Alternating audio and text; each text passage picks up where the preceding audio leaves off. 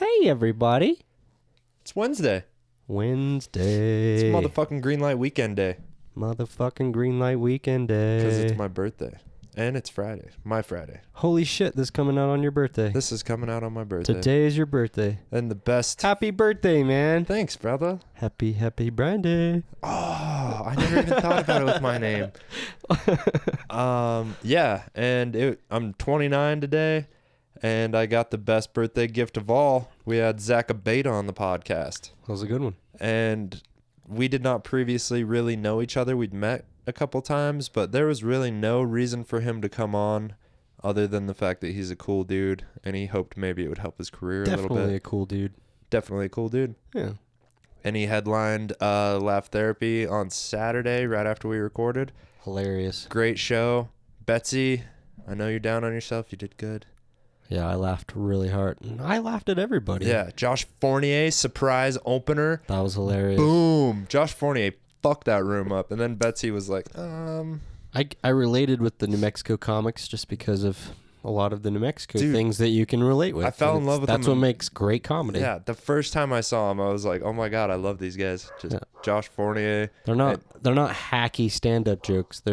It's from the heart. It's actual personal experience that's funny and you can relate with it. For sure. Especially being from New Mexico, northern New Mexico. Right. And yeah. It was awesome. Zach Abeyta is fucking hilarious. We talked about everything from comedy to being a b-boy, teaching kids how to dance, break dance. Some aliens. We talked about aliens. Couple conspiracies. We had a special call-in from Maverick motherfucking McWilliams.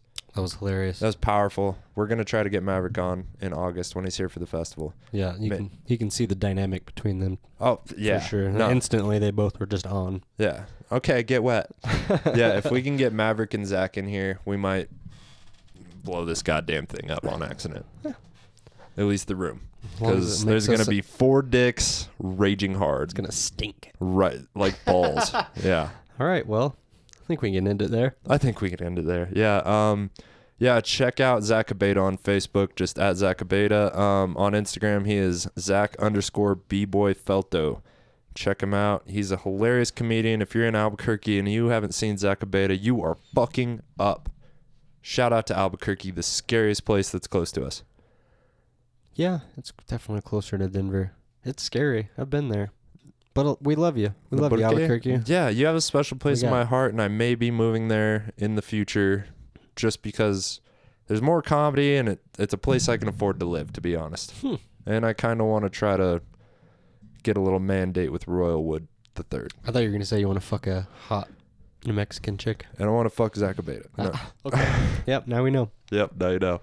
If you couldn't tell by, well, I guess you haven't heard the podcast, but you don't know, now you know. Buffalo. Yeah, Buffalo. That's definitely how we end that.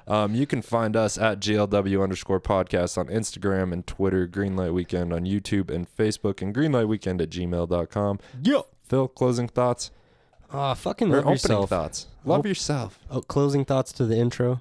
Yeah. Love yourself. Please, everybody, love yourself. If you hate your life, go do something you love. Try an open mic night. Fucking pick up a guitar. Go to a dance class. Whatever makes you happy. Jump in the goddamn river. Don't die. Your kids are going to be stoked to live in a tent. Yeah.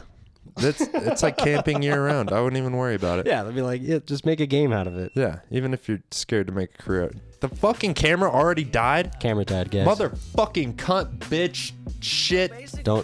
Fuck, damn. Don't turn off the video yet. It's just about to start. Yeah, don't worry. The podcast is coming. It's all on video. If you're watching this on YouTube, I can't tell you how much we appreciate you. Thank you for being a Greenlight Weekend listener. We love you very much. Enjoy the episode. What you think about that? No, you ain't thinking this swag. Oh, wait, I'm sorry. Didn't mean to sound too cocky. I'm just feeling, yep, alright. Yep, alright. Yep, alright.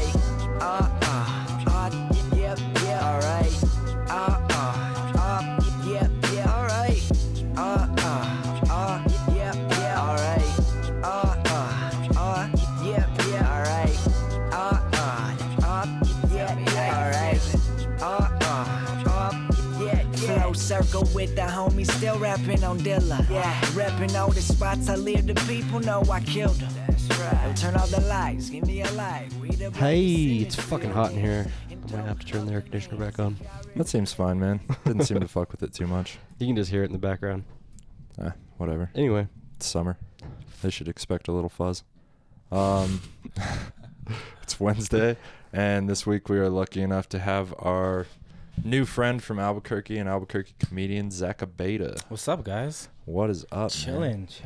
Thanks for having me. Appreciate it. Yeah, thanks for coming, man. You're doing a show tonight, which this one won't be out early enough to promote, but we promoted it last week. No, I appreciate that. Thank you. Hopefully. And Ryan's giving me a ticket tonight, so I have a feeling I'll be barking. All right, there we go. Sure seems. Heck yeah.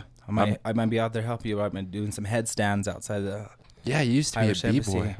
I still get down. Is it like a Marine? Like once a b-boy, always a b-boy? Definitely, but I don't travel out of state and compete and stuff like I used to. I used to take it pretty serious. Really? Yeah, definitely. Like, and one of my homies I was with, actually, that dude's a Jabberwocky, and he's like, yeah, so he's one of the cats that taught me to dance, and he came up to Durango to check out the show tonight. But cool. Yeah, I used to take it pretty serious. Still do it for fun. Always probably gonna do it, but yeah, and you teach it, yeah? Yeah. I teach a couple classes, kids. Teach adaptive dance to people with special needs and abilities. That's fucking Yeah, sweet. that's really fun. That's a lot of good times, man.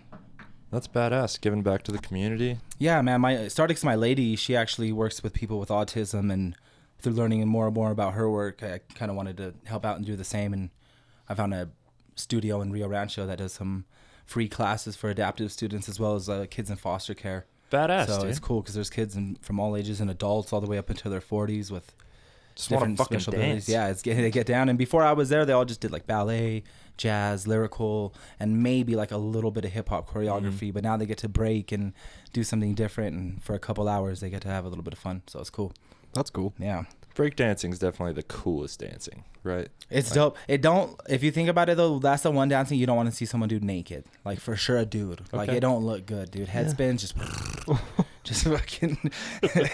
I would watch that porn at like least salsa once. dancing might be I've never had that image in my like, mind until now. Yeah. And now that's all I'm going to be thinking about. Rough, dude. You want everything. Have you seen anybody actually naked breakdance? No, I haven't. I'm sure that has happened though, for sure. Yeah, for sure. Definitely want to put something down, avoid burns. Oh yeah. I feel like clothing probably helps a lot with strawberries on the balls. Yeah.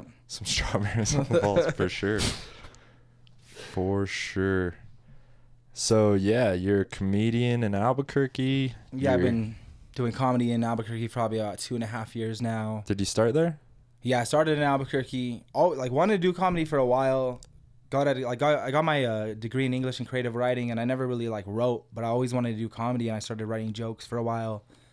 And I would always tell my pops, I'd be like, I'm gonna do comedy one day, and I'm writing jokes. And one day I told him I wrote this joke yesterday, and my pops is always a hardcore dude, and he told me, he's like, well, when the fuck you gonna get on stage and do it already, eh? Yeah. And so the next night I got on stage and just haven't stopped ever since. So For sure. it was Nice. a good push for sure. That's awesome. Yeah, That's cool, man. It's a good little scene. But I've always enjoyed coming up here. You guys have the probably best little secret comedy scene that I know of, man. Of other places I went Even to. in just the last few months that Brian's been doing it, it's I seem to come blown in up. at a good time. yeah. It's nuts. Yeah, I There was heard, only a couple open mics then, and now there's 3 or 4 a week. Yeah, I started around the same time that Josh Fournier did, and he was from Farmington, so he knew about this mic. He kind of started, around this scene too. Mm-hmm. And in Albuquerque, we would be doing mics, and he's like, dude, you got to see this Laugh Therapy open mic in Durango, dude. There's 80 college kids that come just to watch. Packed. Well, we're at an open mic with just comedians and 3 audience members. You know Been what I there, mean? yeah. So, took the drive up here, and it was amazing. I was only 6 weeks in, and then came up probably every month consecutively for about 6 months, and started getting booked on some shows, and did some really fun events out here. Did the cannabis crawl, I think it was Right. last year. We did One Love Vibration Festival last year. We did a bunch Nice. of really random stuff. Then we started doing shows at the Strader. Did the Roast of Durango, which was probably one of the funnest times I had there. That was an awesome show. That was great. And that was one of the first city roasts that I've done. And I had a blast doing it. And I didn't really I was a little bit more nervous than usual because I wrote all this kind of throwaway material, 10 minutes just for that night. Mm-hmm. And I tried a few of the jokes out in Albuquerque, but I knew it wasn't just going to hit the same because it's doing roast jokes about Durango and Albuquerque. Right. So a lot of the stuff was trying it out for the first time out on stage. And as the joke started hitting more and more, I felt more comfortable and started loosening up and just kind of going off the cuff a little bit more. No, that was a great show, man. And I was there with I think it was like a first date night I had with this girl, and I saw you on the lineup, and I was like, oh, this is going to be good. Like, I know this dude. I had seen you once or twice before that. And they had me go last, so I was a little bit nervous because, like, damn, like, I'm like, what am I going to say that all these Durango comics already don't know? Like, they already know Durango more than I do. So I was like, what am I going to say that's not going to already be said? So I'm glad it went over well, and it was one of the most fun I've had. So appreciate Weststein for always having me at the Strader, and everyone here in the scene, Jill Carlson, Allie, Kate. Yeah, always good people. Super supportive. Extremely supportive. I heard it was a little different, like, I don't know, for people like Jill or Callie. Do you know Callie? I don't think I do. She won the Next Best Comic at the Four Corners this year, and she's like a year in. Oh, yeah, I don't think I've met her before. Yeah, she's monster. Hilarious. She's Nice. so funny. Callie, you said? Yeah, Callie Parmenter. I'll have to murder for sure. Yeah, no. Her laugh is just addictive. Like, Maybe she starts I hope laughing that. and you have to laugh because of her she laugh. talks about And it unfortunately, a whole just lot. because, I haven't been on the mics for a while just because I've been so busy back home and stuff, and just kind of as things have evolved. But, yeah, man, I definitely want to get out here as much as possible still. So, Nice. I heard that you guys have a bunch of new comics. That's what even what, like, Elliot and Kate were saying, that the scene's getting a nice new generation of people, and it's continuing to stay strong. So that's cool, man. Yeah. Good for you guys. I like to think I'm one of those. And Yeah, definitely. Now Elliot's gone, and I'm getting put on like 4th of July. I was like went last on a show, and There we go. everybody did 20 minutes of saying headlinings, like whatever. And I'm getting opportunities, so I'm trying to like.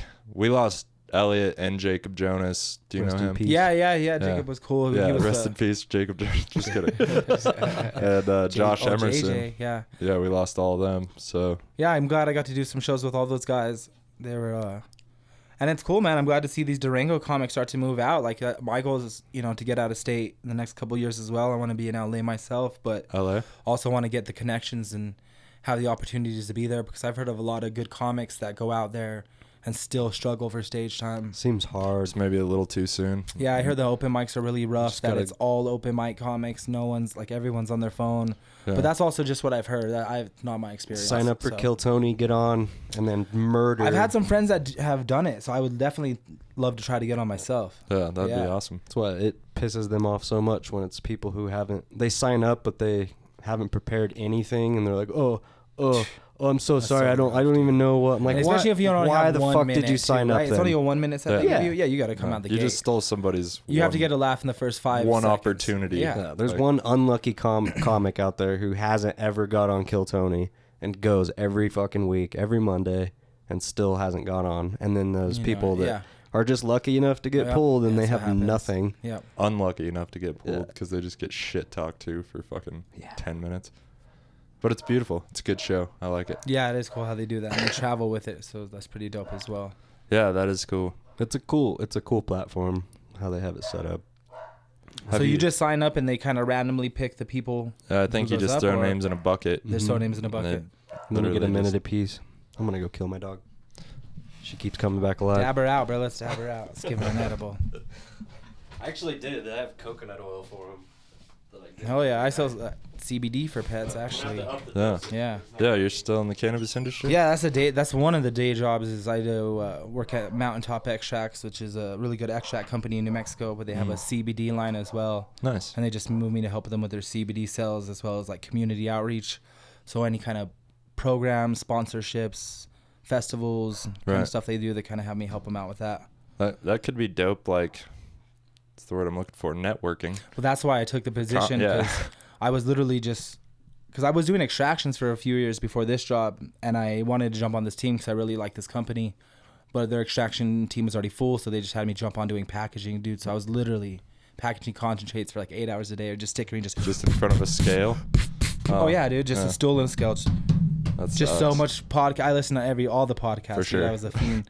But once I really enjoy this because now I get to shoot around and people do recognize me from doing comedy, so it helps in all the networking. Yeah, and for festivals and stuff, I'm sure if it hasn't yet happened, the opportunity will come where it's just like, why don't we sponsor you or whatever, and let me on the festival. Exactly. Pay me. So hopefully the position continues to work out, and they're cool with me doing comedy. Like anytime I need to head out of town, they're pretty chill about that. That's So, badass. yeah. Do you tour much?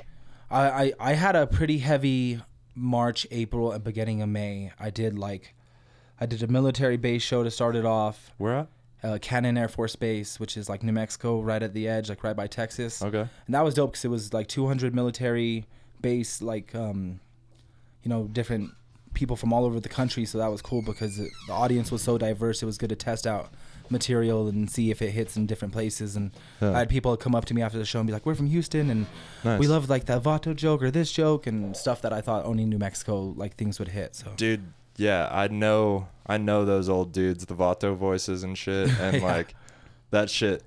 Immediately I fell in love with you. I was just like, oh my god, it just brought back childhood shit, you know? Oh yeah, dude. Like my friends' grandpas and shit yelling at us or whatever. And it's funny because I always grew up around all that, but I always felt kind of like an outcast because I wasn't like that dude. Like, right. You know what I mean? But everyone around me was like super vatoed out and just so broed up. So it's the outlier, bro. Yeah, it's just how it is. So I did that military base show. I think after that was Denver. Me and Josh Fournier went to Denver. Sick. And then we went down to Phoenix. You took Josh with you everywhere? Yeah, you know what? Just because we connect so well. If Maverick was still in town too, Maverick's that other dude. He's funny. So just a sidetrack real quick. That's who I started my canteen show with. So when I started my show down, my canteen show, I just told him, like, the very first one I headlined and he featured for me. And after that, I was going to just host him. But I was like, hey, dude, do you just want to co-host with me? Like at that time in Albuquerque, at the same time, both of you on stage? Yeah, so at the same time, both of us. And that time, nobody on Albuquerque was doing that. There was a couple of mics that were co-hosted, but they would just like switch off. Yeah. And so I bought the equipment, 2 mics, and the first time we got on stage, it was just like there was some kind of natural chemistry, and we just like, it was dope. Like we just worked very well together. That's awesome. And that was one thing that everybody tells us. They're like, dude, even Elliot and all the cats in Durango were like, we can watch you and Maverick on stage for an hour together. Like you guys should develop something. So we kind of are trying to work on something, even though he's out of state. Yeah, how long is he out of state? He kind of just living out there indefinitely. He also wants to eventually be in LA. But we do want to develop a show where we each do like an individual set and then maybe do some kind of set together because we have a lot of fun. I'll get you down to Canteen sometime. We'll get you in Albuquerque. I'd love to, yeah. And set up some shows for you for sure. Yeah, that dude's funny as shit. I love Maverick. I've met him every time you guys are in town. I've met you briefly. Just like, oh, hey, great show, man. But I just started comedy, so I wasn't going to be like, I'm a comedian. But I appreciate that, man. Anytime anybody comes up, I still really appreciate it. Yeah, and Maverick was always super cool. Last time you guys were in, I told him about the podcast, and he's like, oh, word? He's actually super bummed he couldn't come. But he'll be up here for the Four Corners Festival as well. Really? Yeah, so he will. Yeah. And I think he's also performing Friday night. I'm performing Friday night. Podcast. Yeah, so that'll be fun. Maverick. So going back, so me and Josh we hit Denver. We had about 4 shows up there. We had 5 shows in Phoenix. And then we took about a couple week break and then did the Trinidad Comedy Festival. It was like the Southwest Chief Fest Comedy Festival. Yeah. And that was pretty dope. And after that, dude, I was just spent financially, mentally, like I just needed a break and I really needed to catch up on fun. So for sure. But now I'm starting to plan some more stuff out for the fall, and this is my first little trip out. So I got this weekend. I'll be in Santa Fe Thursday, and then I got my canteen show at the end of the month as well. Cool. So trying to stay as busy as possible. Yeah, man. That's the thing, right? Do you do a lot of open mics still? Well, yeah, dude. Honestly, I try to hit every open mic. Like I try to be as consistent as possible. We have 2 Monday, and if you get to the second one early enough, you could do 10 minutes. So Ooh. Luckily, so Monday I was able to get 15 minutes of stage time on a Monday, which is pretty solid in Albuquerque. Tuesday there's a good open mic at O'Neill's. Wednesday's a great open mic at Red Door downtown. And then they just started one on Thursday at a bowling alley on the east side that I've yet to go to. But so I usually go all those Monday, Tuesday, Wednesday one. The Sunday one's really good as well. And then hopefully booked, shows Friday and Saturday. Do they have one 7 days a week? Like we don't have one on Friday or Saturday nights, but we do got them Sunday through Thursday. That's not bad. That's pretty good. Or you know what they actually do? I'm not going to lie. Cat Savage. There's probably places you don't want to go to. These 2 newer comics actually just started a Saturday open mic. During the day, it's a clean show. So that's also probably within the last month that was started. I'm working on the clean show shit. That seems really hard. I curse a lot. When I see a kid, I'm really good at not. But when I don't see a kid, it just fucks fly out of me like they're free, just. I started noticing I used to cuss a lot when I was getting nervous. And I was using it more as like a nervous crutch. A crutch, yeah. Just as similar as you'll see people, talking fast through their sets. It's also like a, way to, if you're not getting laughs, if you just keep talking, then you're not bombing kind of technique. Yeah, I actually had half a bar cleared right before my set on the 4th of July due to some of that. Yeah. It was just like, never got the crowd once and just kept going for 15. Mm-hmm. Everybody just left. Oh, man. Yeah, it happens, though. Then I did 15 for my friends that stuck through it, Soldiers. Like everybody I pulled off the street. Oh, dude. We were barking after fireworks. We got so many people. And then barking works, dude. It one really dude does. cleared it. Yeah, man. I did unfortunately, we had a comedy club that opened. Yeah, the Vault. The Vault. And I did their opening night. And I was excited because, we don't have any comedy clubs. It's the only comedy club in Albuquerque. And it gets the stage time would be dope. So I got invited to do 10 minutes. Some comedians only got invited to do 5. Mm-hmm. And then so I got up. When I got there, I thought it was like a lineup. But somebody was there and it was almost like an open sign up. That's what I heard, yeah. And by the time I went on stage, it was 3 hours and 15 minutes into the show. That's exactly what Jonas told me. Oh, yeah, because I saw him there that night. Oh, yeah. And I felt pretty bad for the dude just because he drove all the way out there. But 50% of the room had cleared out by the time I went up. Luckily, I still had a really good set. I got invited to come do a week and a 3-day run over there. And then they closed down 2 weeks later. So Are they closed? They're open for 2 weeks. Damn, I didn't know that. Bummer. I knew a few people that went down, but I didn't know they actually closed. 2 weeks, dude. Seems tough. And it's hard because we have the stage at Santa Ana Star, the casino in Bernalillo right there, but they don't book local talent. I was going to ask, when do you get on that stage? Because I'm trying to. Everything I've seen is like... I'm trying, yeah, because we get great acts that come out there, like Steve-O's coming out. I've seen Brendan Schwab there. I've seen Coco Diaz there. Right. I can't even remember. Brian Posehn. I've seen a lot of good people there. Mm-hmm. It's either there or the El Rey they go. Yeah. But I guess they don't book local talent. The bookers are an out-of-state company. I guess they used to book local acts, but there was a couple of rough ones a few years ago, and they just cut it off. Yeah, they let Royal on stage. They're like, no, hey! No. Fucking Royal takes his shirt off. I love that dude. I've seen him twice, met him once, and he was super nice. Oh yeah, he's always a good time for sure. But when I was there for the Brendan Schwab show, I was sitting up front with my lady. And we bought the tickets a while back in advance, and then I got booked on a big show that night. So I knew I was going to have to leave early. But you were front row? Bro, I was front row. And he had to call you out? All right, okay, so this is what happened is the show starts, and it's the same host that hosts all these shows. He's like a radio DJ. I don't quite remember his name. Is he good at it? He's an okay host, but he doesn't, he's like... Not a comedian? He's not a comedian. Yeah. He just does a real quick, who's drinking tonight? And then like a quick joke about that, and... just kind of works everyone out. And there's a little spiel like, no photography. Comedian fluffer. Yeah, he's like, no photography, no video, blah, blah, blah. And then I've heard him ask it before. He always goes, is there any other national touring comedians in the house tonight? And I didn't say anything because I do like the Southwest, but Right. I wasn't going to try to it's not my show to not steal trying the to flex on anybody. I'm not trying to get no shine. And then he looks at me and he goes, not you, Zach. And then he goes, I'm just kidding. And he goes, we got Zach Abeyta tonight in the house tonight. Really funny local comedian. Y'all should check him out. And it was cool because everybody started clapping and stuff. For sure. But then I had to leave probably 15 minutes before Brendan Schwab finished his set. And I was just at that point I was like, I just hope they think I'm his homie, and they're like, oh, he's probably going to kick it with him. Right. Yeah, he's going to the back. Yeah, yeah. Yeah, and I ended up getting second in a big comedy contest last night. So I was like, not worth it.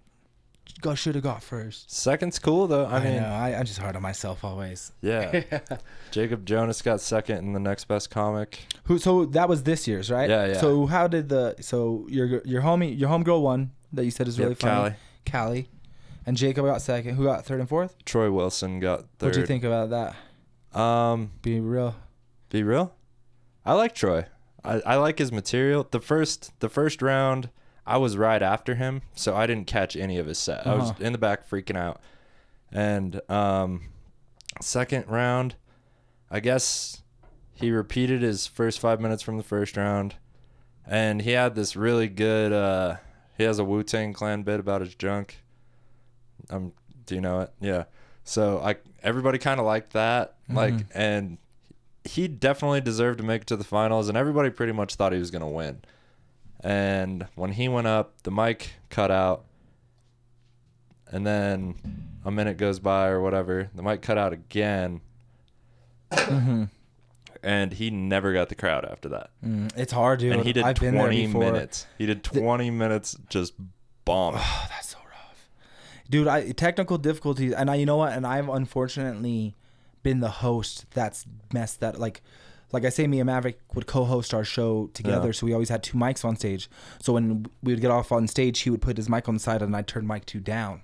And there's been like once or twice where I've turned the wrong mic down and they get on stage, they're like, yeah. Oh, that's. And I turn it up and it's just like, you're like, ah, shit.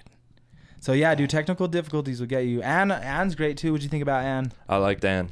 Yeah. It's surprising. I did not expect that out of she was her one at all. Oh yeah, her dark. I think she was one of my favorite with dark humor. She just kills it with it. Yeah. And she's a really nice person. I don't want to say any of her for punchlines or anything, sure. but that bitch is funny as fuck. Oh yeah, I always like her opening bit. The one, you guys have a good day, and I'll just leave it at that. Is it bus stop? No, she's like, go home.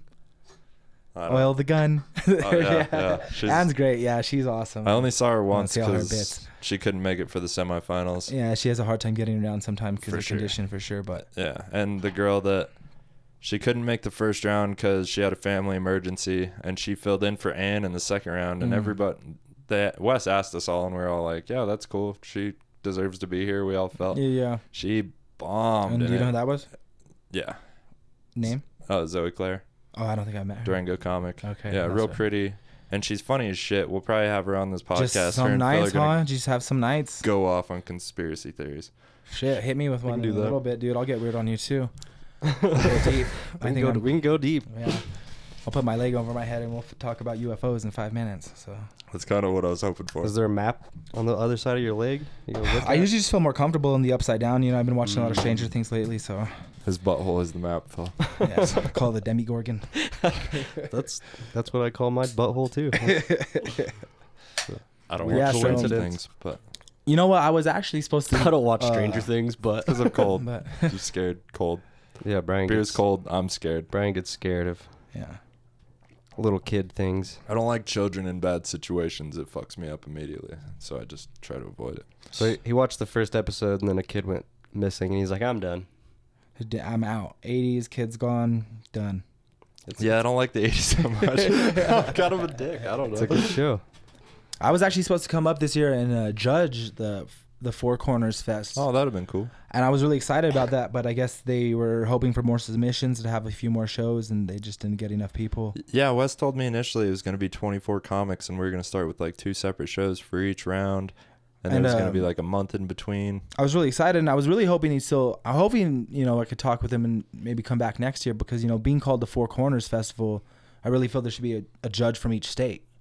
So being called the Four Corners Festival and having it judged by only Denver comics, so. And even though you don't live here, like you're considered by a lot of us as a local comic. Oh man, Josh Fournier. Oh yeah, this is our second home. Josh, he's definitely one of the OGs up here, and like all of us do. We love it here. I'd come do this open mic on a heartbeat. You know what I mean? If I could. So that Laugh Therapy one's awesome. You got El Rancho the same night after. You can't beat that. It's the best getting to do too. And I do completely different sets usually. Oh yeah, I try to do something that's not.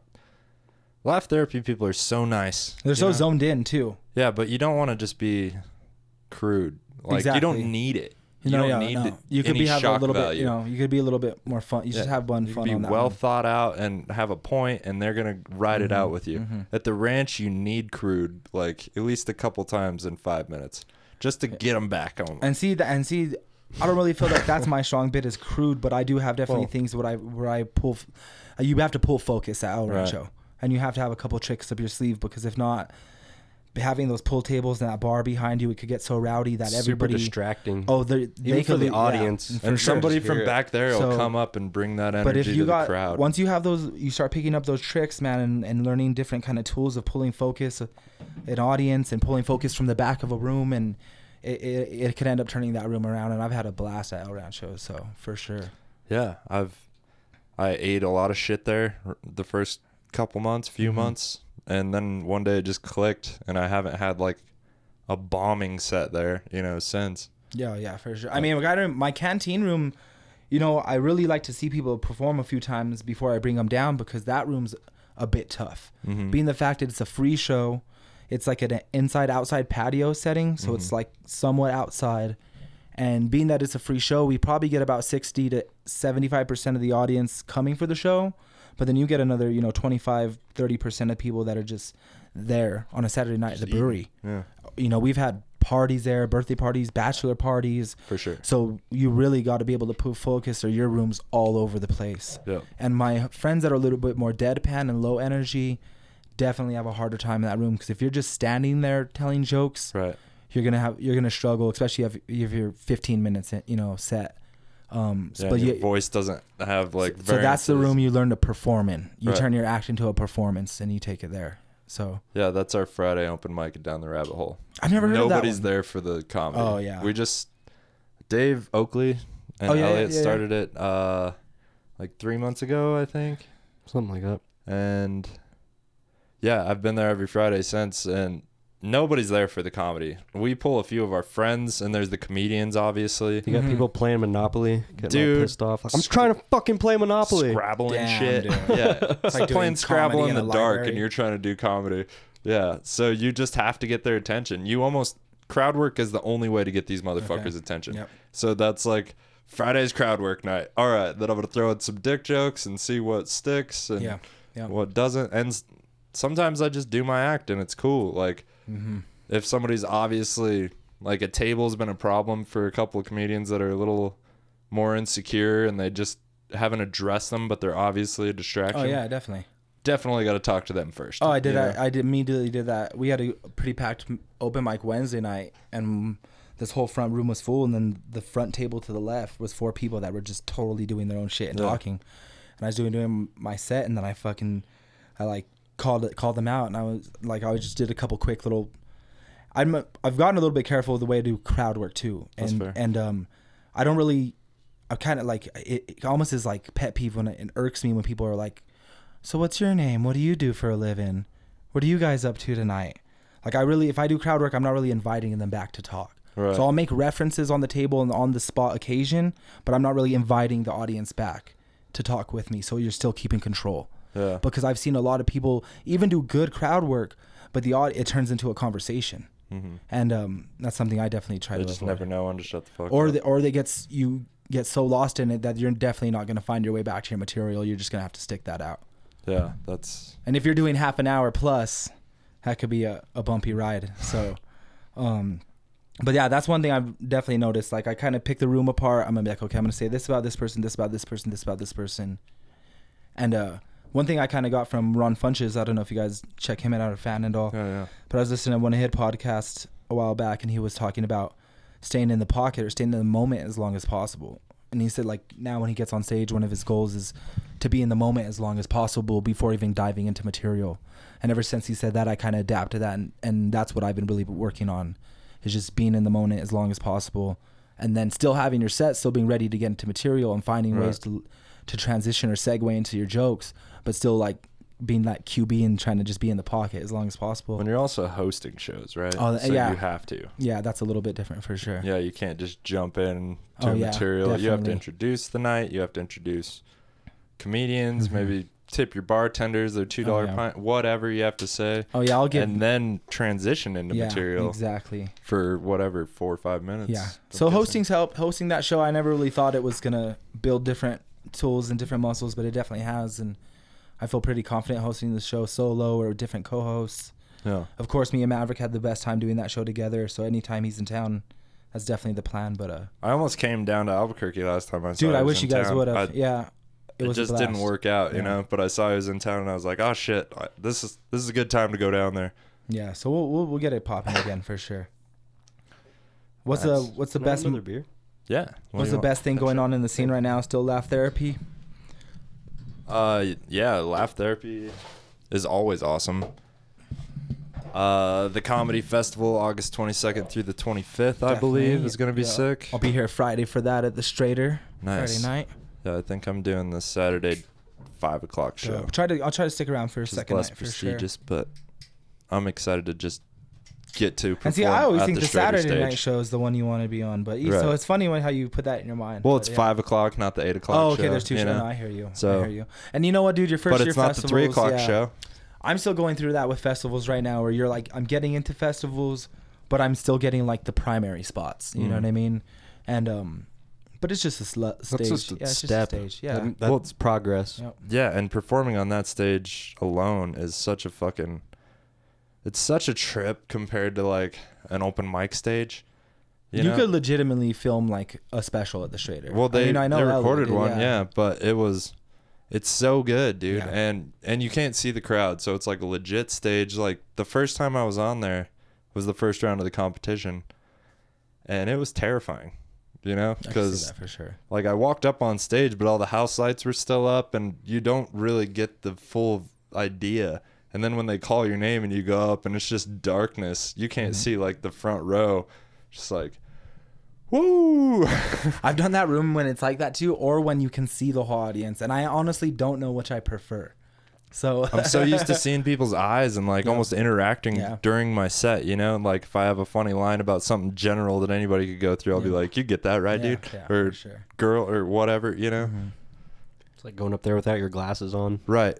But when you're getting laughs, you just point, you know, and you're just like, she gets it or whatever, and just move on. Yeah. If that comes up, I guess. But the second round, I was way more comfortable. I actually froze for like solid 4 seconds. Done that, dude. I wrote 10 new minutes almost with like my closer that I knew was good, but everything up to that was new, and it fucked me up, and something wasn't smooth enough, so I just froze for like 3 seconds. I've done dude. And then it hit me, and I was like, and just went right back into it, but I didn't address it at all. Okay. I couldn't.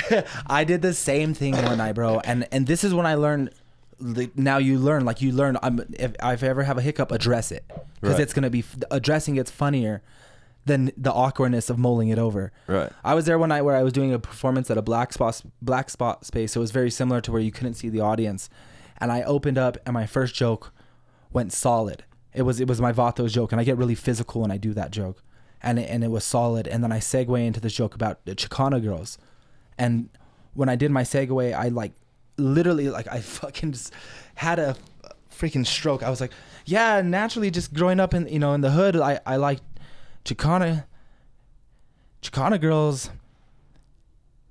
Yeah, and it's crazy and it was probably like 5-6 seconds of awkwardness, and then I just kept, like you said, didn't address it. Right.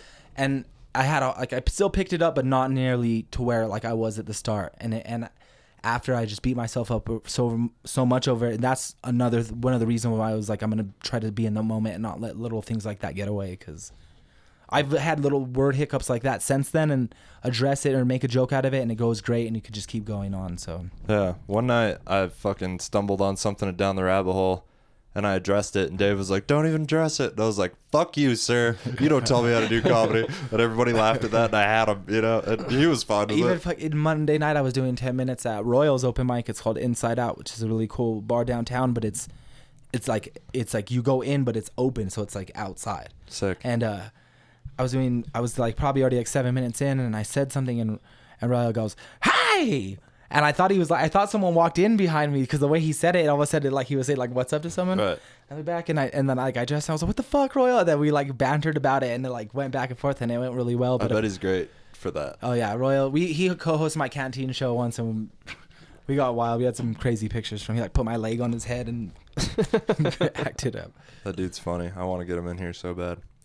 Oh yeah, those beers will be gone, bro. He'll be like Stone Cold Steve Austin, just freaking slamming them together. That's fine. That's what this room's about. I wanna hear what comes out of his mouth after that. Yeah, Royal's like Luke Cage, but if he like tutored like middle school math instead of like fought crime. If he played like Magic the Gathering instead of Save Brooklyn. Does Royal play Magic? No, I don't think so. Oh. I know he has a pet goldfish that he's pretty stoked on. Yeah, he lives in the little comedy house with the Ajay Daniels owns, and that's where like Maverick used to live, and a lot of the comedians have rented out rooms there and stuff, and that's like the little comedy house in New Mexico. And just throw a couple cameras in there, and just see what happens. Show. Like eventually something beautiful is gonna happen. Just so much fucking joint smoke, it just turns into a poltergeist and starts coming alive. That'd be beautiful. You guys into conspiracies? I didn't know that. Is that one of the things More you're into? Phil than me. Yeah. Not as much as I used to be. I used to go. I used to eat I'm a not lot of mushrooms. How do you feel about aliens? I used to go deep because I feel like I've seen 2 really crazy things in my lifetime. And so when I was young, I'm originally was born in Santa Fe, but my family moved to Albuquerque when I was like 3 years old. But my older brother was like 13, so he would go back and forth a lot because he was like in middle school. His friends were over there, and I remember I was probably like 6. He was probably like 16, and it was wintertime. Me and my mom are going to the middle. There's like a casino in the middle of Santa Fe and Albuquerque, Casino Hollywood, and we always used to meet there. And back in the day, it was like the casino, and there was like the tiniest little gas station and like nothing else. And I remember it was the winter because it was snowing a grip. It always snows a lot worse in Santa Fe, so we were waiting for our grandparents to bring Eric. And I remember they got there, and we were just talking about how crazy the snow was and how bad the weather is. And my grandpa was like, "Yo, look up!" And there was like, it was like these circular lights in a circular pattern, and they like didn't look. They were definitely not like casino light, like those attraction lights that you see. That definitely not. And they were like high up in the sky, but definitely low enough to be like. And we stared at them for like 15 minutes and left, and they were still there in the sky, like. And your grandpa's. So my grandfather's like old. He was just like, "Yo, look up." Yeah, he's like, "Yo, like, yeah." And I was only young, but before my grandfather passed away, I don't know if you've heard my headline set, but I might do it. The story tonight, I tell a story about him. Story on YouTube. Okay, yeah. And I think I heard it once live. And yeah, so I usually like to wrap up my longer sets with telling that story because my grandpa never saw me do comedy, and we were really, really close. So I asked him when I was taking care of him in that time, kind of when I tell that joke, and I say, "Hey, do you remember those lights we saw?" I was like, "Oh yeah, I definitely saw that." And I was like, "What do you think?" He said, "That was something out there." And my grandpa's like military guy. He was like really Catholic, and he was a Eucharistic minister and served bread. He was like not really the conspiracy guy, but he was always like in the military, but a hippie. You know what I mean? He was always kind of like not about it. Like he never accepted his military benefits after he got out and all that kind of stuff. So he kind of was that rebellious guy in a way. And I remember when I was getting into conspiracies, he gave me Behold the Pale Horse by William Cooper. And read that book. Yeah, and he's like, before you get too into, that's when like Zeitgeist was out, right? And I was like, you gotta see Zeitgeist. That's when I discovered mushrooms. That's how we were. Gosh, dude, I used to be that guy that would be at the party like, "You guys don't know Tower 7." And like I was that dude. We were all like, a bunch of little Eddie Bravos. Yeah, I was 17-year-old Eddie Bravo for sure, dude. For sure. And I used to super be into that shit. And the deep underground military bases, I don't know if you guys really got into those ones. That was the one I got into pretty hard for a while. There's one in Colorado Springs. There's underground underneath the mountains. Yeah, so there was a scientist I got into by the name of Phil Schneider for a while. That's his name. This guy. That's your real name? Yeah, it really is my name. Oh, that's crazy. Phil Schneider. So yeah, dude, that's so fucking nuts. One time, all right, this was a weird story. I used to be a waiter at Cracker Barrel. One time I was waiting. Maybe it's me from the future, That'd man. be so ill. And I was waiting on this yacked table, and there was like this couple, this like yacked couple, this dude and this chick. They were so built, and I don't know how they knew, but they were like, "Hey man, are you into like weird shit?" And they wrote down Phil Schneider and DUMS, which is the acronym for Deep Underground Military Bases. And they basically told me about this dude, Phil Schneider, who was a geologist and a military. He's like a military geologist and podcast host. I guess, yeah, a podcast and a fucking local Durango podcast host.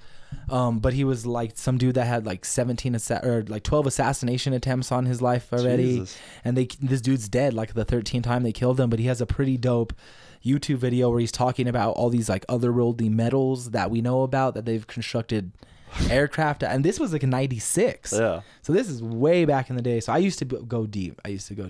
Nice. For sure. Yeah, Phil's definitely more the conspiracy theory guy than I am. I just get bored. I'm not good at researching things. Yeah, so it's like that the video on the top left. So it's definitely worth a view, bro. It's definitely worth a view. But I don't want to keep that in. But I haven't been into it in years. And now when I hear people talk about flat Earth, I'm like, how the fuck do you believe in flat Earth?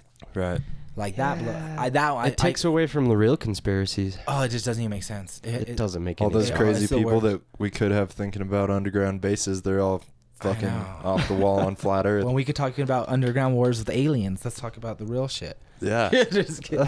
I don't know, man. It gets deep, bro. I've heard people that believe in fairies, so I don't even know what's real. Do you remember that weird light that we saw in Farmington with Nate? That we went up on the hill? Mm-hmm. Yeah, there was something weird. That was super, because it was definitely moving too. It wasn't just a star, and it was like at dusk, the sun was going down, and it was just bright light. And we've heard like other our other friends were like talking to us about it through text while we were looking at it. That was like early Twitter, just like a text chain. Okay. Everybody's like, oh shit. And it was just this like real bright light, and it would like zigzag and then come back, and then it was like going down, and then it would come back up. It was super weird. And we like, this was amidst our zeitgeist. Pong in the sky. Just parked on a hill, packed a bowl, and watched that motherfucker for a while. Yeah, that's the only other weird thing I saw one time. Me and my older brother that both saw those lights were smoking a joint when I was older. I was like probably 16. He was like 26. We were in our backyard smoking. We saw these 3 little neon green lights in the shape of like a triangle.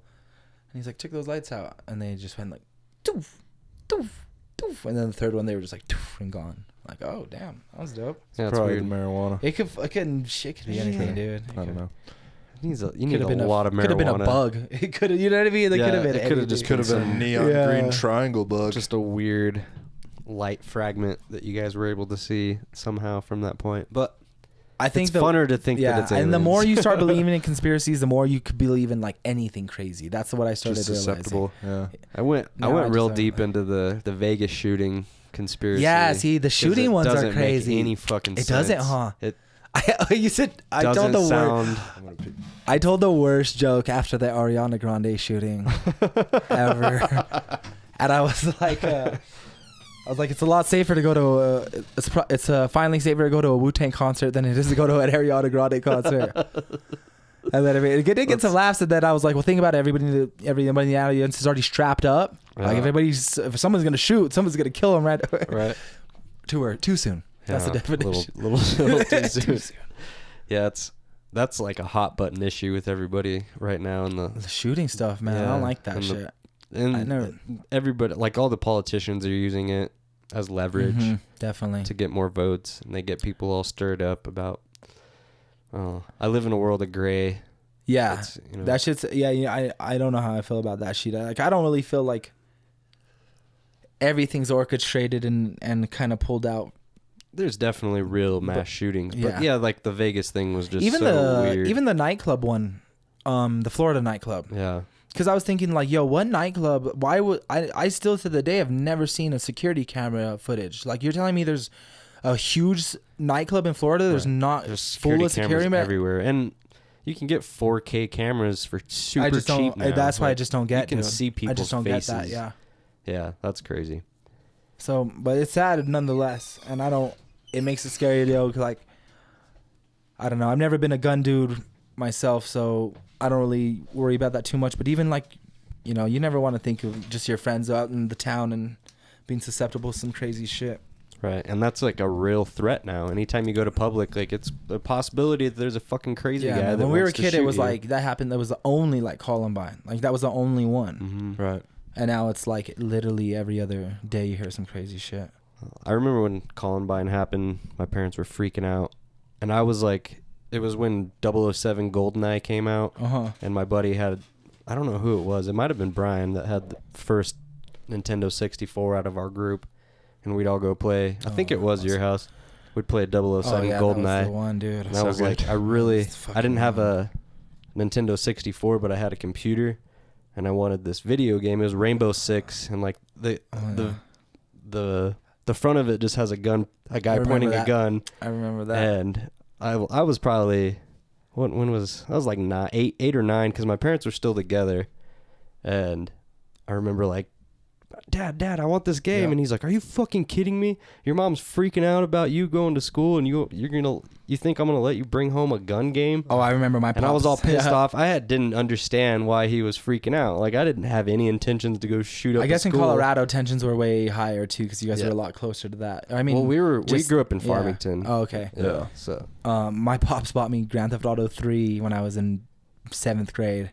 And I just remember, this is the craziest shit. Well. Yeah, just running over people, picking up hookers. Yeah.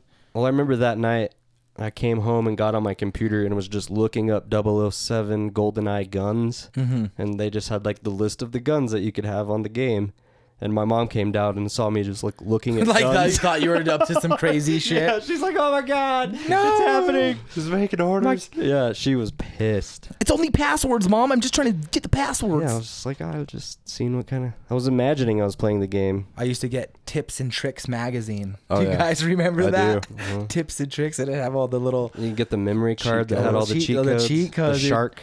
cheat codes aren't even a thing anymore. And if they are, I never hear of them. Yeah, it depends. Like I still use some cheat codes on Grand Theft Auto. I guess the newer newer one. Yeah, because the But Grand Theft Auto will probably always have them. They're But so You much know, if you easier want to a tank look or up. something. everyone used to have. You know what game I used to be into was Metal Gear. Not Metal Gear. Twisted Metal. Yeah, Oh, Twisted that shit, Metal. that shit was awesome. Yeah, just fucking drive it. I always Such a thought good for game. when I was a kid that I was gonna have cars with guns on it. I'm Like that's surprised how they haven't I was- remade that one. My car's gonna have rocket launchers for sure. That's a good Just in drunk case. video game. Yeah. It's a couple of machine guns minimum. Like, When Nintendo 64 came out, that was like a hard little era of games because then GoldenEye came out, Mario Kart came out, and Tony Hawk came out. And Tony Hawk, that changed the game up a That little shit bit was too, real. for Amazing. sure. I remember going deep on Tony Hawk. And then Oh, yeah. PlayStation, the first PlayStation that came out, it was epic. I remember Game when changer. PlayStation came out, I was so naive, I was so little that in my mind, I thought it was like a fucking giant virtual reality like station. I thought this because you got a PlayStation. I thought it was like a whole fucking room, dude, like this it's like a suit station. and shit. Or like a whole fucking like when you go to arcades Yeah, and like yeah. big game like some crazy It's the game or motherfucking something. PlayStation. Yeah, it's the fucking. But it was still ill, and they open in the disc, dude, and the fucking joystick. I remember that's when I started playing Tekken, and Tekken instant became that's one of my Tekken was favorite. dope. You fucking play like this with your fingers. Oh, Bah, yeah. bah, bah, bah, bah. And my brother used to steal games from Target and shit. Shit. Just take the disc out. So he was always a little. sticky fingered. Yeah, games, dude. And that's the one thing It's a I don't survival play anymore mechanism. too much. Good I call. still like once in a while I'll throw down on a game, but I haven't really It's been a gone while deep. since I like bought I remember a- when all these good games like Red Dead Redemption 2 came out, and people are like, "Yo, that game's." That was probably the last game I pretty bought. But I don't have the hours this time. I still haven't finished. I played it. Spider-Man. The can't. new Spider-Man was the last one. I actually had a lot of fun playing Really? that. That was actually That sounds pretty dope. dope, actually. I played Red Dead Redemption once in the past, I don't know, 4 months, 3 months. So yeah. I wanted to get the new Kingdom Hearts because I always liked that franchise too. But it's the same thing, just grab it. Yeah, It's there's- a you black have hole, to man. dedicate It a is. lot of time Go to to it. comedy. Go to comedy. Yeah, exactly, dude. Yeah, comedy took up a lot of my video game times. Especially, I was single, like I wasn't doing comedy. Mm-hmm. Done with work, whatever. Me It's too. dark outside, play fucking video games. Yeah. But now that I do comedy, it's There's no way out of the time, man. I worked just 3 write. jobs in Albuquerque oh really? on top of doing comedy like 6 Damn. nights a week. So my main jobs, I worked like the main job in the cannabis industry Right. and doing like CBD sales and the extractions and stuff.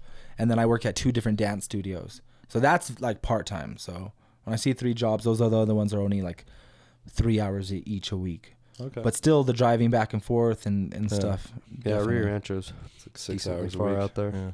Yeah, so but until I get to this point where I'm bringing in more money through comedy, still gonna do what I need to do. Hustle, You know what I yeah. mean? Yeah. Do you like living in Albuquerque? You know what, dude? I do. I've Really? grown and appreciate it more as I got older. Because I've thought about moving I've up grown- there just because yeah. it seems like more comedy, and I have family in the area. It'd be an easy move. It's affordable It compared is, to dude. like Denver or something. It is. But still, how I much dig better it, than man. Durango is it? Well, it's hard because I come out here and I love Durango, especially Yeah. being from Santa Fe. I love the mountain towns. I love the vibe. It's just I so love chill. Santa Fe. I could live in Santa Fe. I could easily live in Santa Fe. Yeah. Did you see, I'm sure you guys see that whole Crystalia, Albuquerque, Yeah. Santa Fe battle thing. Saw some beef. But it's just funny that I could easily live in Santa Fe too. It's just, that's where I was born, and I have a lot of family there, so I go back a lot. Right. I have a show there next week, and I was pretty bummed out because they have that Cloud Top Comedy Festival Yeah. in September, and I submitted to get into it. So, but it's all part of the game. Yeah, I don't have a lot of footage. We were just talking before you got here about getting a camera Yep. that's capable. The GoPro just doesn't have audio.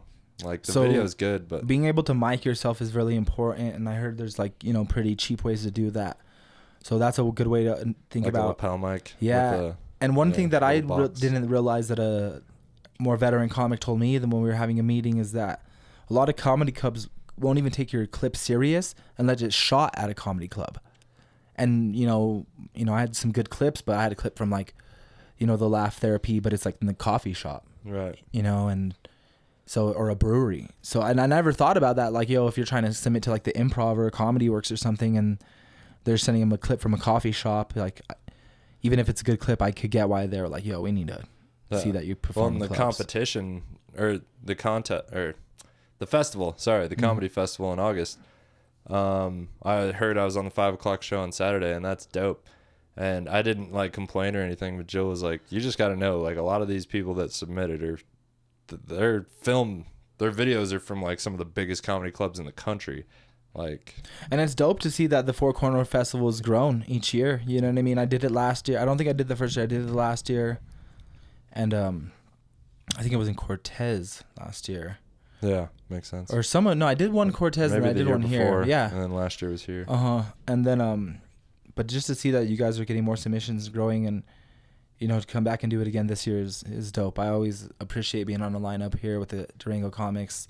I have a blast when I'm around you. I honestly have more fun when I'm around you guys than sometimes at home locally. Like, not that I don't love my local cats, but it's like, I'll be honest with you, open mic I go, and me and Josh go find a corner and just kind of do our own thing and clown around. And I think I'll be honest with you, like, I have a weird anxiety. Like, I can't just go to the mic and sit there before my set and like watch it the whole time.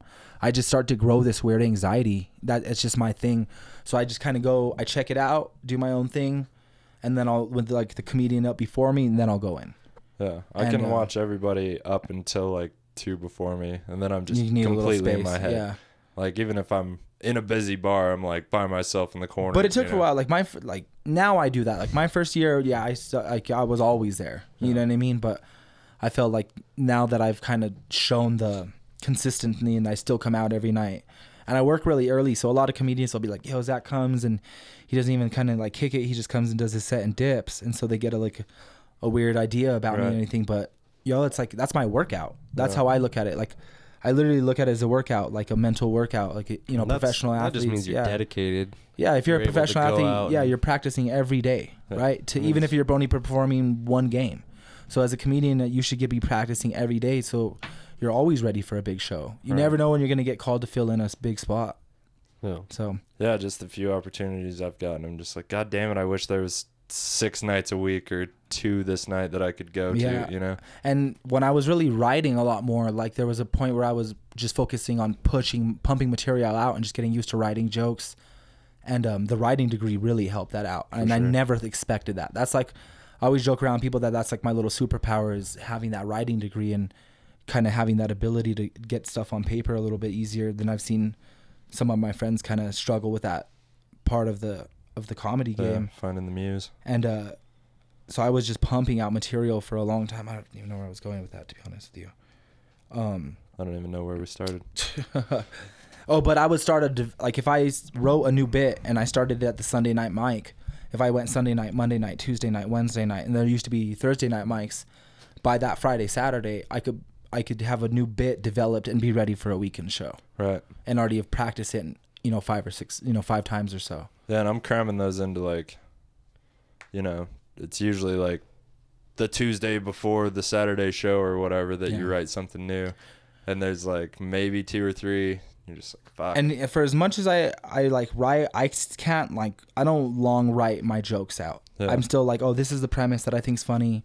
Oh, that could be a funny tag. That could be a funny way to go with it. Just writing on stage. And it's just like more bullet points. Right. And then I find on stage, and a lot of time it takes me a long, like that Vato joke I told probably for about a year, and I still like have developed new tags recently that I like, and that's what keeps me interested in telling the joke, is the new tags or the new punchline. There has to be new, or it gets so. And same thing with my Harry Potter bit, which is one of my favorite bits to tell. And I recently, in the last few months, just found where I think's the punchline. Yeah. And I'm still not sure. I'm still in my head like, is this the punchline of the joke, or is there something It's a better? funny joke. I appreciate that a lot. Low rider broom. Yeah, I appreciate that a lot. It's a fun one to tell. I just like to have fun up there. I'm not a shot comic. I'm not up there to get like, or even like. But you're pretty physical. You're definitely having fun. Yeah. And the fact that you're able to be physical gives you this whole new, like, seems like you're confident, like, more so than if you were just standing there, like, talking. And you know what? And every time somebody like kind of describes my comedy a certain way, I'll veer away from that. So when I first started, everybody would be like, yo, you tell a lot of stories. So I would tell a story about my grandpa, or I tell a lot of stories about my dad, a lot of New Mexico stuff. And then that's when I started getting more physical. And in my head, I always wanted to be like, since I breakdance, how can I bring that on stage? Like, how do I bring the b-boy on stage? Yeah. And I used to try a joke where I literally would like get on my head with the mic, and it just, stuff never really worked out. And then it was just like, oh, just use it in quick spurts. Right. So when I like, because people don't really expect me to be that flexible either. You're super flexible. So, so when I could throw it and it's more unexpected, it gets a better reaction. And just quick. And yeah. And then people are like, oh, you're really physical. So like lately, like I said, being in the moment, I sit down a lot. So I'll sit down a lot and then when I get to the point of being physical, then I'll get up and start acting out my bits. And I feel like it does show like a certain amount of comfortability and controlling the audience. It's a well-rounded show. Yeah. I mean, lots of different angles. But yeah, I kind of get what you're saying. When the first round of the competition, Kate was like, that was a great storytelling set by Brian Nystrom. That was the first time I was like, was that all just storytelling? I guess, like, you know, but I was just trying to focus on one-liners, and I was bugging Phil about it a lot. Just like, I need to write a one-liner. Gotta write a goddamn one-liner. The best I got's like a 3-liner, but it's about sucking dick. So it's my one-liners are just more on the spot, like kind of things I'll say like to tables, like quick crowd work stuff, or just little tags. I don't really just have like one-line jokes. I know, it's so hard. Some people are good at it. Explain myself. And I'm just not. That's just not my thing either. So I'm not that funny in the moment. Like on the podcast, circumstantial. I'm pretty good with one-liners. Phil's the king of the podcast one. But it has to come to me naturally. It's hard for me to write it down and make a joke out of it. It's all I'll see people that do just like a set of one-liners, and like Royal's really good with one-liners. First time I saw him. And I think that's also game from Royal hosting so much because you're doing so much short material. Like you have to do 2-3 little one-liners, bring up the next comic. Right. One-liner, just switch the energy. You're going to keep 30% of those minimum, you know, probably 60. Some of them are just going to fall into the distance, but you're going to keep a lot of those one-liners. And my best one-liners, like I said, are in developed bits. It's one-liners, but it's in a bit. So that's all I got too for a one-liner. I got some quick, like, jokes depending on the crowd. If it looks like a relatively dirty crowd, I know how I'm going to open, and it's usually going to get them on my side. Nice. It's going to be a quick, like, dirty joke, and then, you know, you can kind of work your way into a story and some setup or whatever. Yep. But that's, I remember how I started getting out of doing like kind of low hanging fruit material, just like dick and fart jokes. Once one open mic, I looked over my like set list, like a 5-minute set, and I had like 3 fart jokes. Like 2 fart jokes and a shit joke. I haven't written a fart joke. And I'm like, you know what? Like maybe try something. And then I started writing just like, I don't know, more just like silly observational stuff, like a joke about pigeons or a joke about American Ninja Warrior. Clean mics helps out a lot. We actually don't have, like I said, just that Saturday one that just started. So we really, all ours are like brewery mics or bar mics. So. Yeah. Aside from the restaurant that has kids in it sometimes. Like one week my family showed up and my nephews were there and shit. I was like, all right, so I can't open with the dick sucking joke. But, like I said, our canteen show. That was the cleanest show ever. Our canteen show being a free show, we get there and there's families, you know, sometimes there. And a lot of times we'll have the manager, the staff, or even I'll go by and just be like, just let you know, we're starting a stand-up comedy show pretty soon. For sure. There'll be some more, you know, adult material, and just to let you guys know. And we're not like saying to leave, but just to. And you just wing it though? You don't change your material? A lot of times people will head out and stuff. Right. And one time we had a table that came, and the front table was like a family, but they had like 6 kids at it. And it's a lot of kids. And they were probably like 10 to 13, so pretty young too, you know what I mean?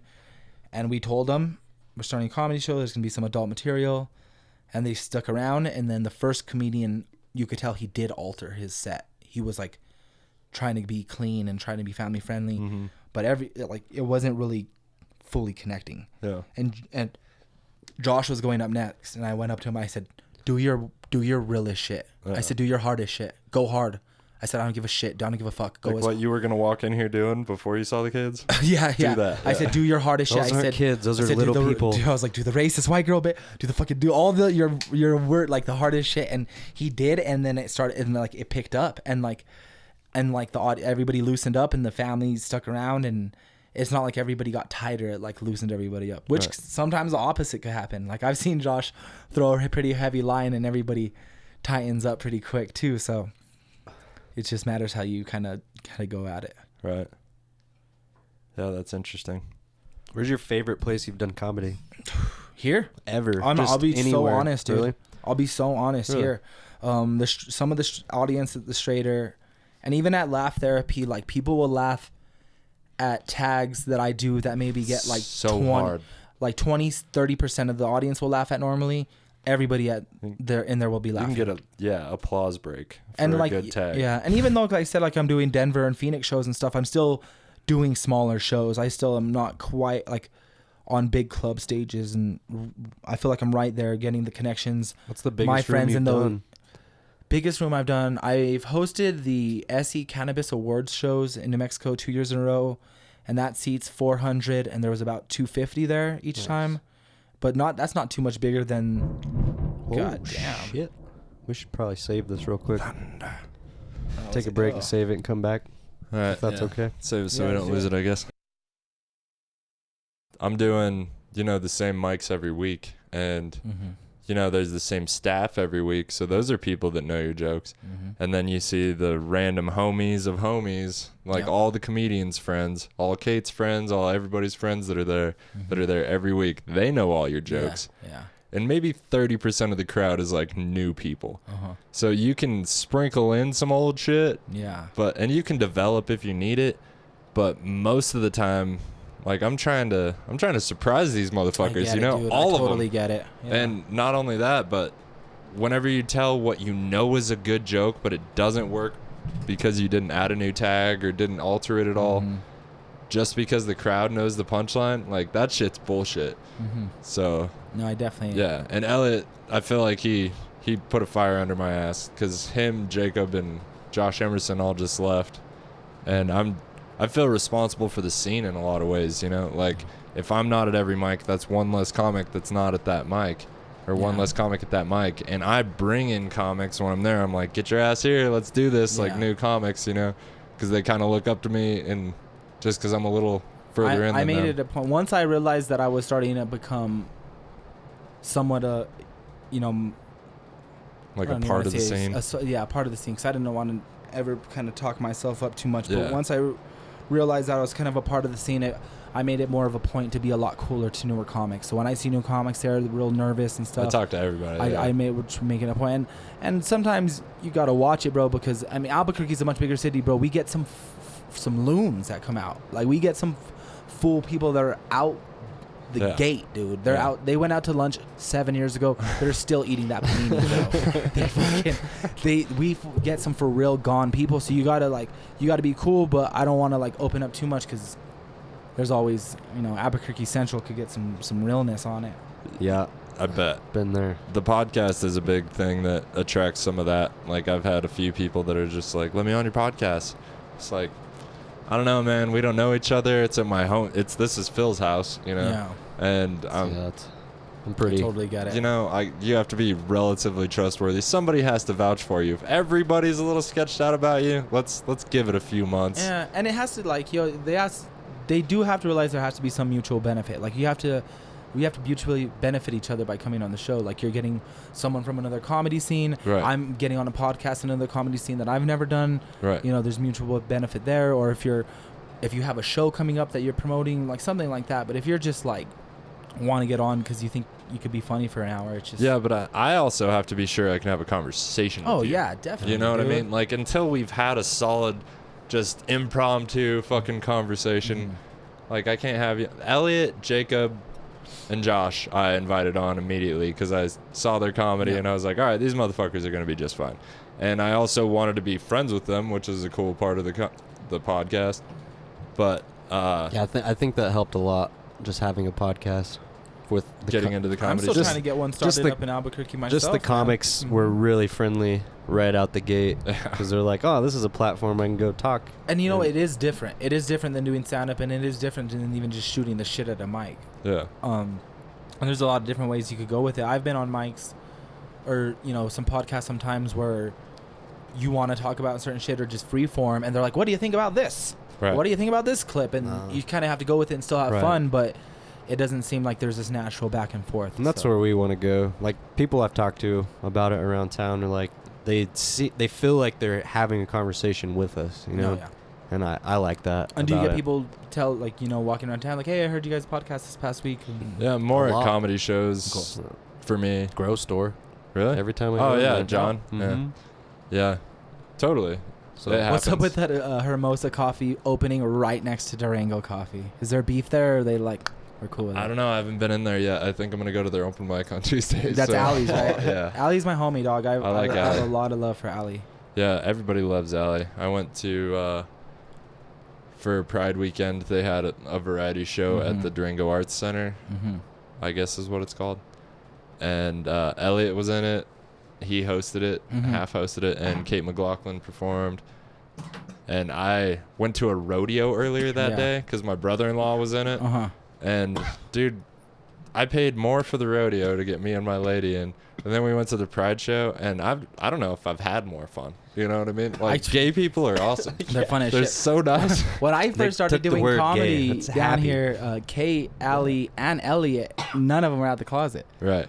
And so it's That's funny because interesting. me and Josh always said that we come back and, it's like, it's all the love, no the matter the less. Like, I don't give a fuck about any of that. But we, he's so good. Just like, what the fuck's in the water down there, yo? Like, I remember one time I was dancing after a show. 'Cause you know how everyone likes to go have fun and go out and dance. And we were grooving. And this house song came on and I hit some house steps. And Elliot got up on and you. Elliot's always, he's on Maverick. Him and Maverick have that romantic love story going on. That's for sure. awesome. Elliot and Maverick would make a beautiful couple. Oh yeah, they're like Jack and Will. Adopt an Asian baby or something.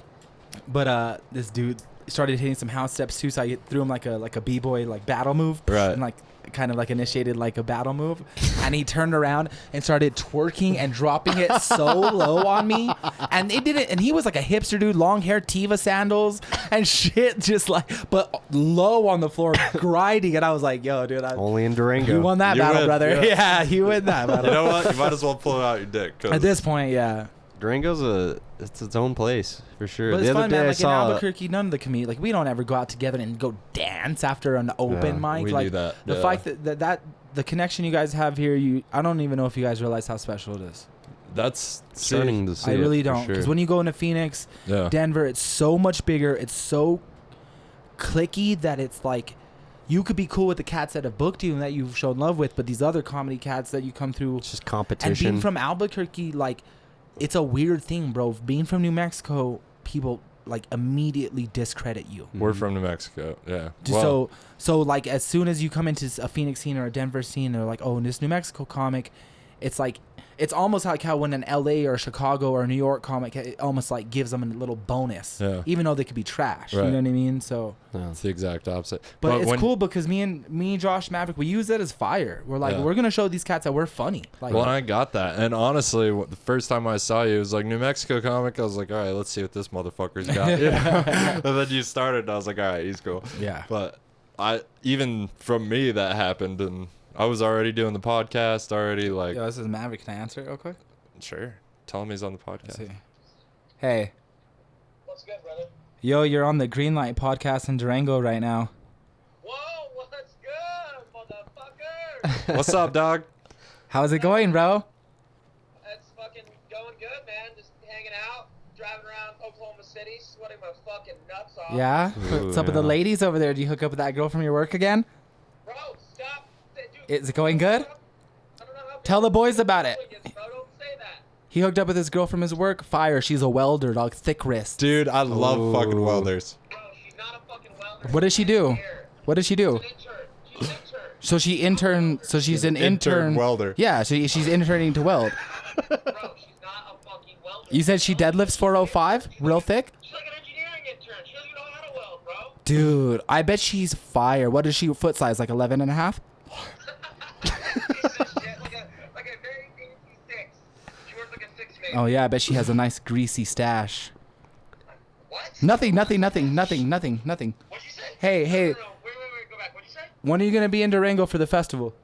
I'm going to be in Durango August, same night you are, August 22nd, I'm pretty sure. Friday night, right? Huh? Friday night? Friday fucking night, boy. We're going to get down in Durango. I'm gonna wear some Tevas. I'm gonna rent a Subaru. I'll get the bubble vest. I'm gonna rent a We're Subaru. gonna be a little chilly then, probably. Bring your bluegrass. Bring the bluegrass. I'm gonna get a blue hair dog and keep him on the hip leash. Okay. And Patchouli. just real Durango shit, dog.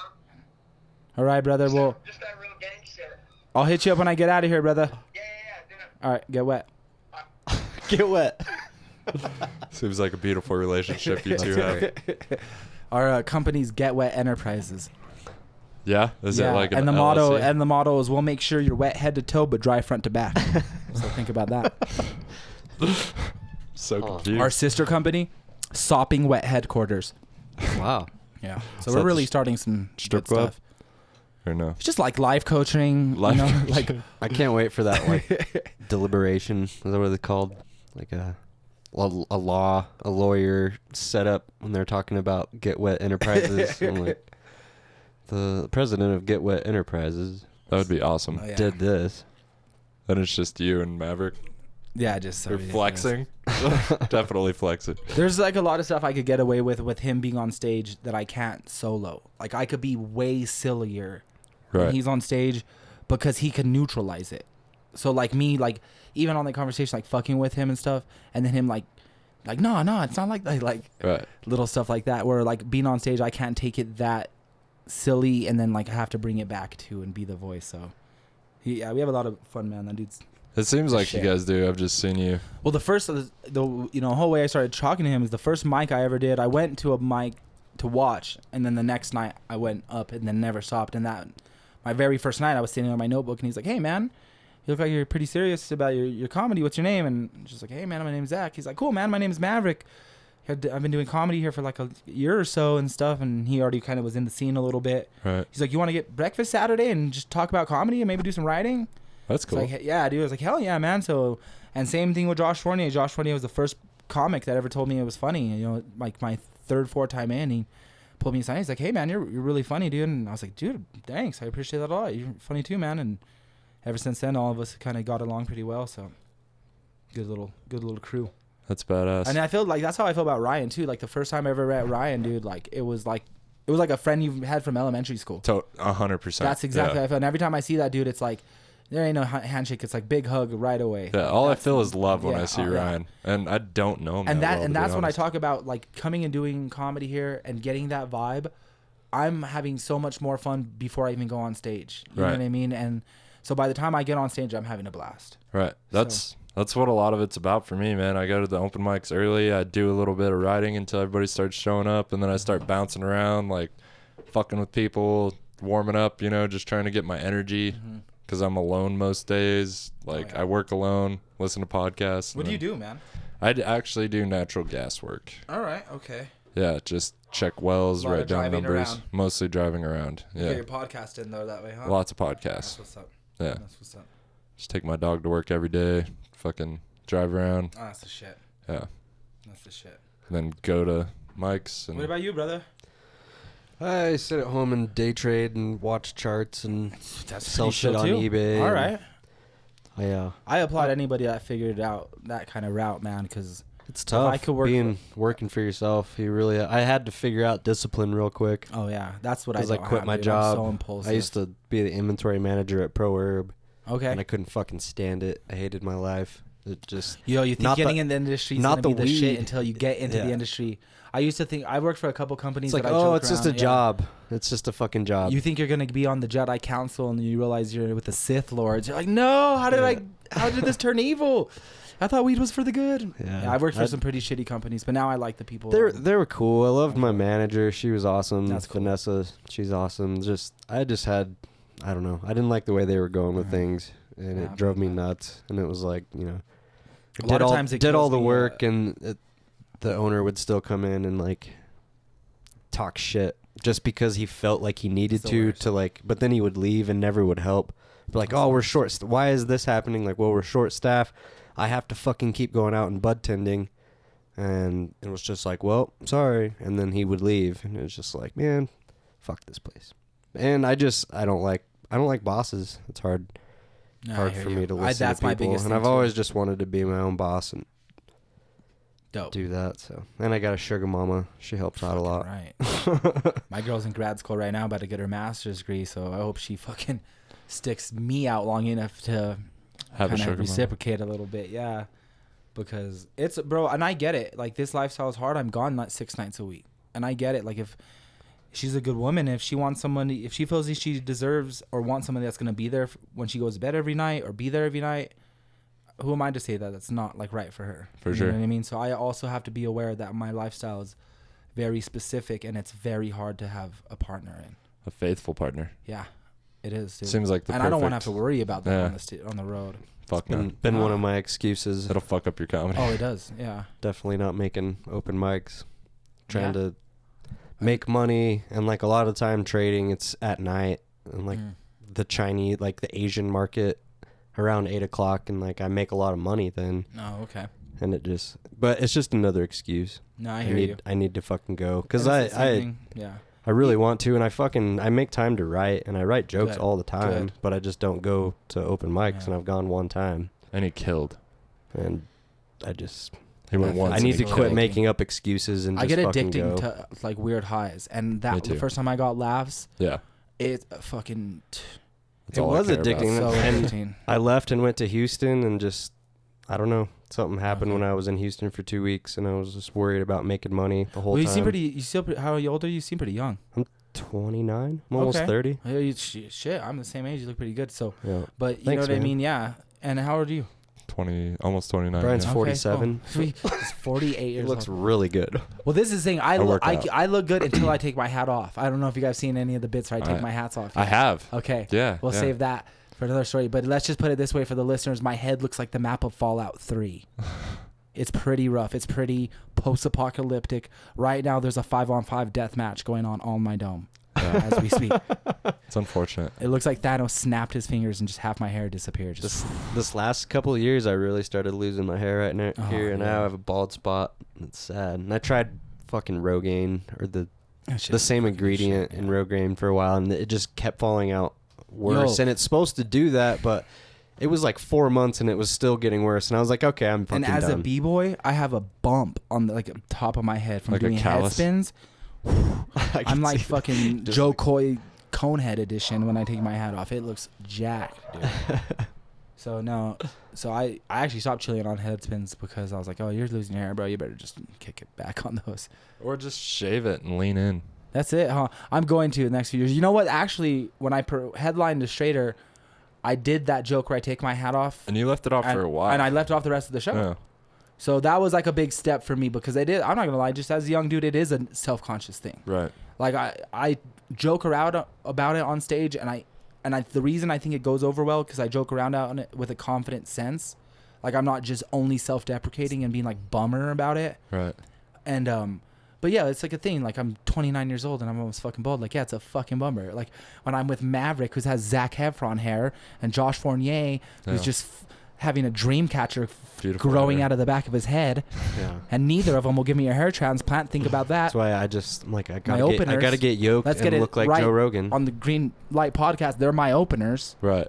right? Oh, we know. Yeah. So Obviously. Maverick and Josh, just so you know that. That's how I'll go. We joke. Whoever can slip that in first. Beautiful. Yeah, it sucks Statement. fucking going bald, man. It's Yeah, I like can't relate. I'm sorry. I have beautiful hair as I can well. see it. It's on just my red. my You have last volume birthday. under your hat. Like that's fucked up. I know it's bullshit. He's got perfect genetics. But I'm blind. That's my. Oh, blind and side. I'm blind. That's dude. true. It's fucked. I'm living a full lie. I'm like a chick with fake tits and like hair During the extensions right now. apocalypse, it doesn't matter with what we. I'm But just we gonna show take up to Brian's the- glasses away, and he's fucked. He's got to stay at home and Are you gather done? I'm strawberries. like Velma if my contacts run in, dude. Just Oh, dude. Yeah. I'm blind as fuck. yeah, for sure. It's Yeah. fucking rough. I'm not. I'm okay. I got eye floaties, lots of eye floaties, and that's kind of worrying me because my dad had some sort of disease Oh, where they shit. got so bad he couldn't That's the see. stig. I He's think still they call alive, it the though. stiggy. Yeah, Might be a stiggy. He's okay. Got that stig. I might be autism. I don't- Not the autism, but Right, right. stigmatism. Yeah, you gotta be careful with this. Autism starts in your eyes. Comes from the floaties in your eyes. I hope not. Right There's about a bunch 30 of years them. old. It Yeah. just kicks in like a light switch. Late onset autism. That would be awful. Phil's done a bunch of psychedelics and stuff. I feel like if he had anything going on, we would have found out. Yeah, I had to Do you ever feel like after like a trip that you were a little bit different for a while? Definitely. Yeah. It's usually for the better. The last time, unless it's like a really horrific trip. And yeah, you had my a last bad 2 shroom trips are experience. so bad. I haven't tripped since then. I did pretty low dose, like 2 grams, and I was fully gone. Yeah. Like fully was not in my mind anymore. Were you at a bad setting? Yeah, that's what it was. Yeah, And it was supposed to be a always. good setting that turned bad. Yeah. And it got That weird. happens. Okay. All right, so I was with like my best friends from high school, my homie Martin, my friend Conrad, a buddy Justin of mine who had never took shrooms before but was still a close friend, so the comfortability Right. was all right. But we had a wild card. Always. And you know he's a wild card because his name was David X. And if you're calling your friend David Aragon David X, you know shit's going to get weird. So we started doing, and this is where it was weird with my hands. Like, we're going to drive out to the East Mountains, and we're going to go to my girl's mom's house, and neither of them are going to be there, and it'll be chill, and it'll just kind of be like our own thing. We get there, his girl and his girl's mom's there, and then they're just like, yeah, hey, what's going on? And we're like, take the shrooms. And then we start like filling it in the garage, and then we go out to behind the garage, and we lift up this well, and a bunch of wasps fly out the well. Yeah. So we like run back to the house, and we're like, and just kind of giggling it off. And then David X starts to get fucking weird, bro. And he starts to lose it and laugh like a psycho. And then he lays in the mom's flower bed like he's dead. He fucking lays in the